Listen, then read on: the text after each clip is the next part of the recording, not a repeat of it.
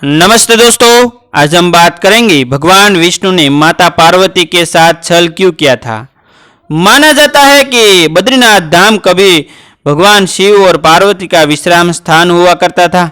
यहाँ भगवान शिव अपने परिवार के साथ रहते थे, लेकिन श्री हरि विष्णु को यह स्थान इतना अच्छा लगा कि उन्होंने इसे प्राप्त करने के लिए योजना बनाई।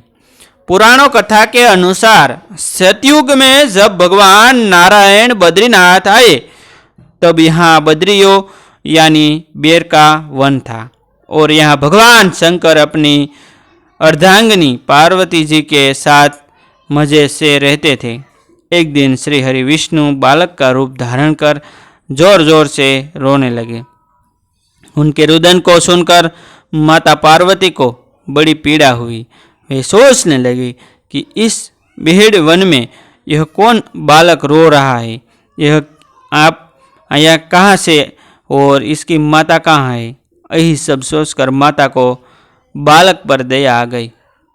तब वे उस बालक को लेकर अपने घर पहुँची। शिव जी तुरंत ही समझ गए कि यह कोई विष्णु की लीला है।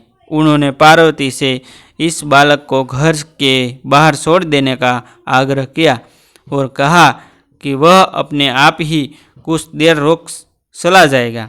लेकिन पार्वती माँ ने उनकी बात नहीं मानी और बालक को घर में ले जाकर चुप कराकर सुलाने लगी। कुछ ही देर में बालक सो गया। तब माता पार्वती बाहर आ गई और शिव जी के साथ कुछ दूर भाषण पर चली गई, भ्रमण के लिए चली गई। भगवान विष्णु को इसी पल का इंतजार था। उन्होंने उठकर घर का दरवाज़ा बंद कर दिया।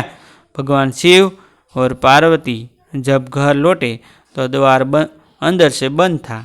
उन्होंने जब बालक से द्वार खोलने के लिए कहा तब अंदर से भगवान विष्णु ने कहा कि अब आप भूल जाइए भगवान, यह स्थान मुझे बहुत पसंद आ गया है, मुझे यही विश्राम करने दीजिए।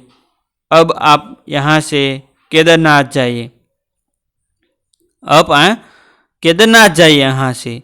तब से लेकर आज तक बद्रीनाथ यहाँ पर अपने भक्तों को दर्शन दे रहे हैं और भगवान शिव केदारनाथ में है। थैंक यू दोस्तों, हम भी मिलते हैं एक न्यू स्टोरी के साथ, एक न्यू वीडियो के साथ। तब तक बनिए रहिए हमारी चैनल के साथ। Thank you.